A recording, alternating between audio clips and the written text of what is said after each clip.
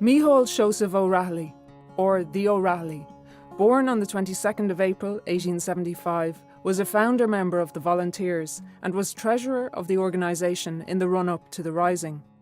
He had a great deep singing voice and was the composer of popular nationalist songs such as Thou art not conquered yet, dear land.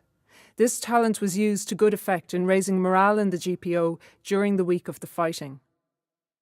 On the morning of Easter Sunday, the O'Reilly travelled by car to Limerick to deliver Owen MacNeill's order cancelling all action by the Volunteers.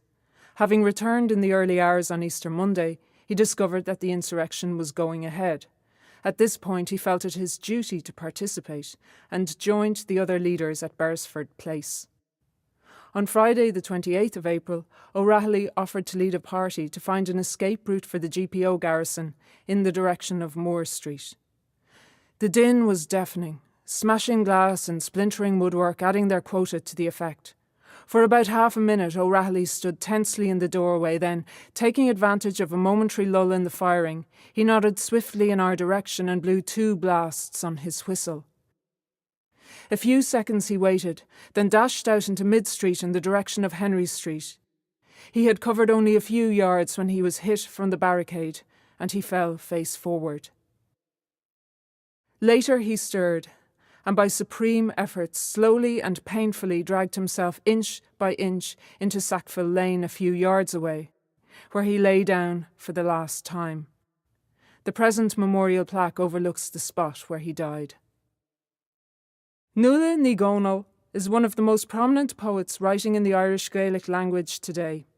Her poetry has been translated into English by a number of well-known Irish poets, including Seamus Heaney and Paul Muldoon. Her works have been translated into Italian, Japanese and Turkish.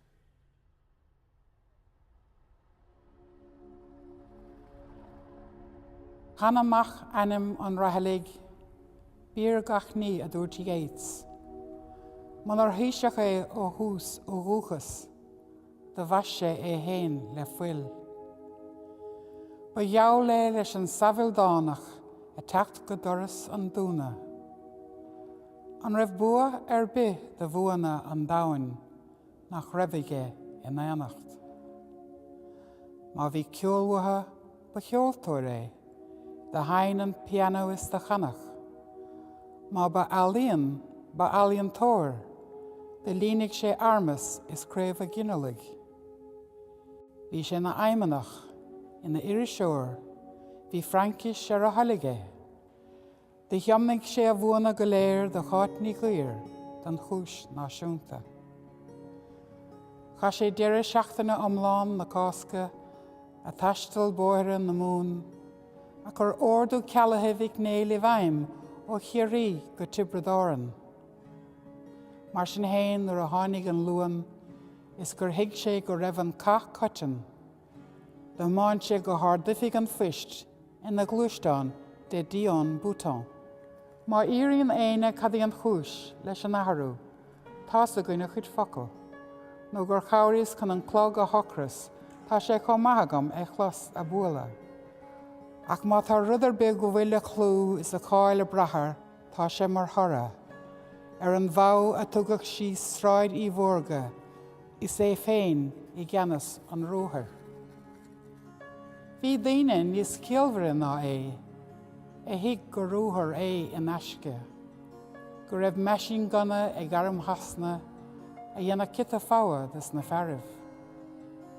Ach de heas sé sa bhearn na bail, ní amháin gur heas ach de chiúlan, hiag gur gníomh buile a bheith an tairí amach, ach má bheith ó bhuile a glórmhar. An lá a chuas a throsisiúlóide, a leanúnt lorg an Raithilligh, bhí léirsú siúl fud an bhuil, agus a góid I sráid an bhórgaigh. Sé a dúirt muintir na sráide, is iad a caint go léafa ón ordáin. Gur dínach fallaí an áit de an gnó, is gur bhí an stáit a bhí ciantach san éagóir. Ciad bliain ó hen le linn an éirí amach gur ridimar in aig na Sasnach, is táimid a gcuine ar muintir a héin, an náir a gamanta, an íróin. Mar de chuoine is láireach ar an bhear a luafar go dó mar gascíach, a rúthar mire fan na sráide céanna is clíomh ina láimhige á bhartú.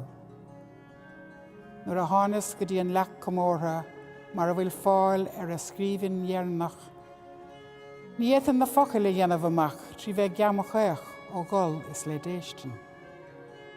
A cuiinmh ar an bhear a scríg, a fáil bháis go maul is go hanacrach, né an nuair a chluig diag ag céiliúr, gan gírán ná éagainn, is fós gan cabhair. Is a deireadh nuair a rug Íota an bháis ar a scórnach as gur lorg sé isce, níor scaoilead ar chuige irid is deor le tán díaltais agus miscaise. Mar sin, canamach ainm an Raithilligh, canamach go deo a glór, an taon duine de cheannarí na cásca a caileach ar fórc an áir.